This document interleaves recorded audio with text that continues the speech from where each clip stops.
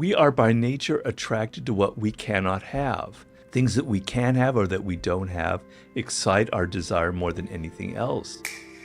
Masculine quality is a kind of inner strength, a confidence that doesn't need to yell, it doesn't need to scream, it doesn't need to bully people. It's just so strong that people are attracted to it, and it emanates, it radiates itself, and people can feel it.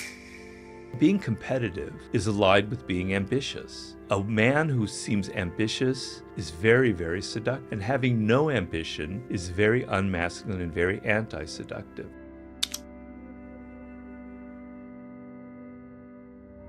We all desire a degree of power and control in life, and you have to understand the word power is not just like about politics or about Elon Musk or anything. I'm talking about in our day-to-day lives, right? How we interact with people. The sense that I cannot influence my boss, my colleagues, people around me is deeply, deeply miserable for us, right? It makes us feel powerless. And when we're powerless, we turn in on ourselves, we end up hating ourselves, and we get depressed, or we become passive aggressive and we start manipulating other people in ways in which we can justify to ourselves as, oh no, I'm not really doing that, I'm actually a good person, but it actually can be very, very harmful. So you have to admit that you want a degree of power, you want the ability to influence people, and you're not going to be hypocritical, you're going to be honest with yourself.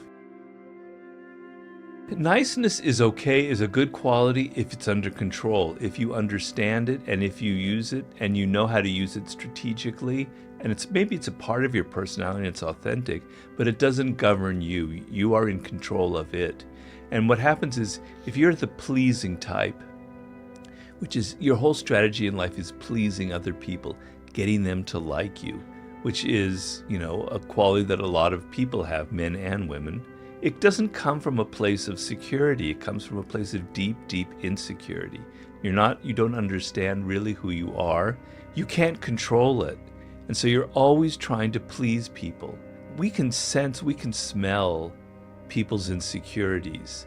And when it comes to seduction between men and women, women have a sixth sense of they can smell an insecure man, right? They can smell it in you. And they can smell it in all kinds of ways. And trying so hard to please and trying so hard to be nice secretly indicates that you're actually very weak inside, and is very much a turnoff, is very anti-seductive. You want to be nice, but you want to be strategic about it. You want to know, sometimes I don't want to be nice. Sometimes I want to create boundaries. Sometimes I want to pull back. I want to play the coquette. I want the woman to know she can't take me for granted. Right? I'm not interested in her. The moment you show her that you're not interested in her, she's going to be much more interested in you. You're willing to play a little bit that tough part of it. You're in control. You're strategic. You know when to use absence and when to use presence. When to text them and call them, and when to disappear for a week or so and make them feel like they can't take you for granted.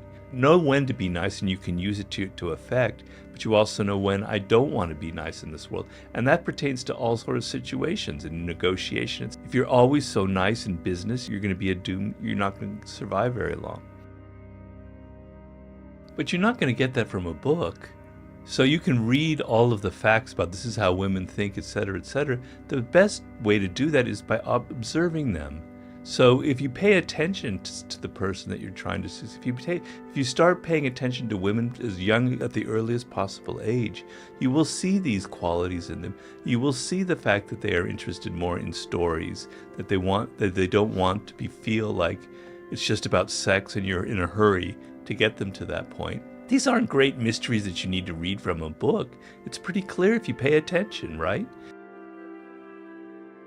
I just want to get men out of the mode because we are so analytical. It's such a problem that reading a book, reading a text, having algorithms is the only way we can think. Pay attention to the person. Develop your mirror neurons. Develop your observational skills. Develop the human part of you that observes, that feels what the other person is feeling. If you depend so much on things that you've learned from the art of seduction or from a book, it's going to make you a bad seducer. But to the degree that you can click into those human qualities that we all possess, where you sense the emotional tone of the other person, You sense what their vulnerabilities, you sense what they're missing in life. Maybe 60% of women are missing a similar thing that there are patterns to. And maybe reading about it can kind of click that into you. Okay, fine, I'm not going to say that that's all bad. But the main thing you want is to be getting out of your head and into your emotions and into observing and into feeling what the other person is feeling and not being so head-oriented and not being so analytical. That, I think, is the main problem that a lot of men face. Women secretly want to feel that you desire them, that she is so attractive that you're going to lose control. And you didn't lose control in that moment, and you blew it. So it's very obvious why that didn't work. Yeah. Generosity is a very powerful seductive quality. It doesn't mean money, as you might necessarily assume. It can mean money. It means that you're generous with your attention. You're generous with what you're giving to the other person, right? You know, the main thing for a man we tend to be very linear focused, mono focused on this one thing, and there's an evolutionary reason for that. For tens of thousands of years hunting, we had to just focus on one thing. Women were focusing on many different things at the same time. They could multitask, we can't. So getting out of that mono rail that you're in with your attention and being able to give to the other person and give them attention, and in the initial phases shower them with the attention that they're not getting from other people, although you can go a little too far with that, so sometimes you have to step back and kind of be absent for a little bit so they don't feel like you're not like a stalker, you're not like, it doesn't come from an insecure place, you're in control of it. But the sense of being generous with your personality, with the time, with the attention you get is incredibly, incredibly seductive. The sense that you're not generous and stingy with money, you like take them to a cheap restaurant, you ask them to pay, you're kind of, that's a sign that you're not generous in general. So maybe that's part of the billionaire appeal, where you assume that person's going to be very generous, at least with their money. So the sense of being closed and inside yourself and stingy and not wanting to give to the other person, give of your time, your attention, your money, all these other things, that is deeply, deeply anti-seductive. Maybe he senses something from you. Maybe every time he's dealing with you guys, it's both of you, right? You've got a certain kind of pained look on your face. You're kind of bored. You're kind of irritated. He feels it off of you, and it makes him worse in a way. So my solution, if I were in that dynamic, and it's not easy, is to try and say, I'm going to act differently this time. I'm going to see if I'm a certain way. If in my head I say, no, this guy is really interesting. He's just very insecure, and he's probably had some issues from childhood. And I'm going to, I'm not angry with him. I'm not irritated. I'm just going to listen to him. And maybe he has something interesting to say. And just thinking that, just try and see if he responds to you differently. Right? So what I'm saying is, a lot of times in marriages or relationships, you get in this kind of frozen dynamic where one person says something, you get irritated, the other person, their irritation irritates you, back and forth, and you can't get out of it. So you need to unfreeze this kind of block that it's come into by you thinking different thoughts or acting differently. If she merely or he merely thinks that the students are really smart and deserving of great education, are going to go far, it changes how the students respond to the teacher. So I'm saying this guy, I'm assuming it's a man, he's sensing something in your energy that's kind of accentuating his problem already. And it's making him insecure, and it's making him try even harder, which is making him even more irritating and making you become even more defensive.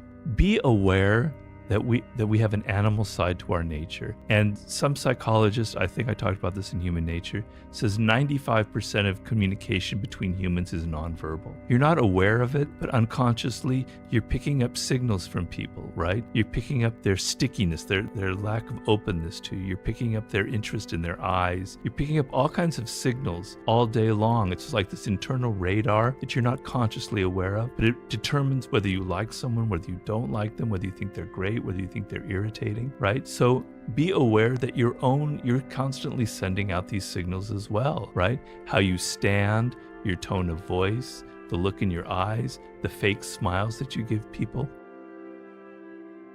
We go around this world dealing with people who are closed, who are not paying attention to us all day long, right? And it gets on us. We become defensive as well. We all have become, and even with the pandemic, we've all become triply more defensive. We have these walls, this kind of, I call it like a thorniness to us, where things kind of are a prickly quality, and it's getting worse and worse. But if you deal with someone who is acting differently, who doesn't have that quality, it completely changes how you respond to them, right? So these are things you have to be aware of yourself, your own attitude, what you're thinking. Believe it or not, people can pick up what you're thinking. They don't actually literally pick up your thoughts, but they pick up the emotional tone behind it, right? They pick up the mood behind it. And if that mood is whiny, defensive, complaining, they sense it, they pick it up, and it's not seductive. It doesn't pull them in. It makes them more defensive. So just be aware of how your own energy, your own attitude is continually infecting the people around you. The main trait is a lack of self-awareness. The worst thing is they always think it's the other person's fault. It's the women. I've never met the right woman, and they don't realize that it's actually probably their own fault, that they have some flaws. So the inability to reflect on yourself is the most anti-seductive quality of all.